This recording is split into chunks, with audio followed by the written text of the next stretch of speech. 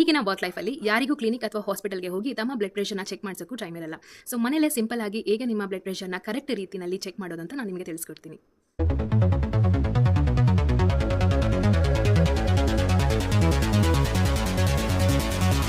ನೀವು ಮನೇಲಿ ಅಥವಾ ಆಫೀಸ್ನಲ್ಲಿ ಬಿ ಚೆಕ್ ಮಾಡೋದಕ್ಕಿಂತ ಮುಂಚೆ ನಿಮ್ಮ B mission validated B missions ಲಿಸ್ಟಲ್ಲಿ ಇದೆಯಾ ಅಂತ ನೋಡ್ಕೊಳ್ಳಿ. ಹಾಗೆ ಇದನ್ನು ನಾವು ಬಿ ಕಫ್ ಅಂತ ಹೇಳ್ತೀವಿ. ಸೊ ಇಲ್ಲಿಂದ ಇಲ್ಲಿವರೆಗೂ ನಾವು ಮಿಷಿನ್ ಆನ್ ಮಾಡಿದಾಗ ಏನು ಇನ್ಫ್ಲೇಟ್ ಆಗುತ್ತಲ್ಲ ಅದನ್ನು ನಾವು ಬ್ಲ್ಯಾಡರ್ ಅಂತ ಹೇಳ್ತೀವಿ. ಸೊ ನಿಮ್ಮದು ನೀವು ಚೆಕ್ ಮಾಡುವಾಗ ಅಕ್ಯುರೇಟ್ ಆಗಿರಬೇಕು ಅಂತಂದರೆ ನೀವು ಐಡಿಯಲ್ ಕಫ್ ಸೈಜ್ನ ಸೆಲೆಕ್ಟ್ ಮಾಡಬೇಕು. ಸೊ ಐಡಿಯಲ್ ಕಫ್ ಅಂತಂದರೆ ನಿಮ್ಮದು ಮಿಡ್ ಆರ್ಮ್ ಸರ್ಕಂಫರೆನ್ಸ್ ಎಷ್ಟಿದೆ, ಸೊ ಇದರದ್ದು ಬ್ಲ್ಯಾಡರ್ ವಿಡ್ತ್ ಬಂದು 40% of the mid arm circumference ಇರಬೇಕು. ಹಾಗೆ ಬ್ಲ್ಯಾಡರ್ ಲೆಂತ್ ಬಂದು ನಿಮ್ಮದು ಮಿಡ್ ಆರ್ಮ್ ಸರ್ಕಂಫರೆನ್ಸಲ್ಲಿ 80% ಕವರ್ ಆಗಬೇಕು. ಇದರ ಮಲಗಿದ ಪೊಸಿಷನ್ ಆರ್ ಪ್ರಿಫರಬ್ಲಿ ಚೇರ್ ಮೇಲೆ ಕುಳಿತು ಚೆಕ್ ಮಾಡಿ ನಿಮ್ಮ ಬ್ಲಡ್ ಪ್ರೆಷರನ್ನು. ನೀವು ಕುಳಿತುಕೊಳ್ಳುವಾಗ ನಿಮ್ಮ ಬೆನ್ನಿಗೆ ಬ್ಯಾಕ್ ಸಪೋರ್ಟ್ ಇರಬೇಕು. ಹಾಗೆ ಕಾಲ್ ಮೇಲೆ ಕಾಲು ಹಾಕದೆ 2 ಪಾದಗಳನ್ನು ನೆಲಕ್ಕೆ ಟಚ್ ಮಾಡಿ ಆರಾಮದಾಯಕ ಪೊಸಿಷನಲ್ಲಿ ಕೂತ್ಕೊಳ್ಳಿ. ನಿಮ್ಮ ಕೈನ ಹಾರ್ಟ್ ಲೆವೆಲ್ಗೆ ಇರುವಂಥ ಒಂದು ಟೇಬಲ್ ಮೇಲೆ ಇರಿಸಿ. ಸೊ ಕಫ್ ಕಟ್ಟುವಾಗ ಕೈ ಮೇಲೆ ಯಾವುದೇ ದಪ್ಪನೆಯ ಬಟ್ಟೆಗಳು, ಸ್ವೆಟರ್ ಅಥವಾ ಜಾಕೆಟ್ ಇಲ್ಲದ ಹಾಗೆ ನೋಡ್ಕೊಳ್ಳಿ.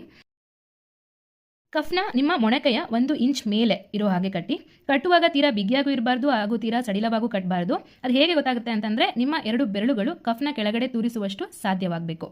ಕಫ್ನ ಟ್ಯೂಬಿಂಗ್ಸ್ ನಿಮ್ಮ ಮೊಣಕೈಯ ಮುಂಭಾಗಕ್ಕೆ ಬರುವ ಹಾಗೆ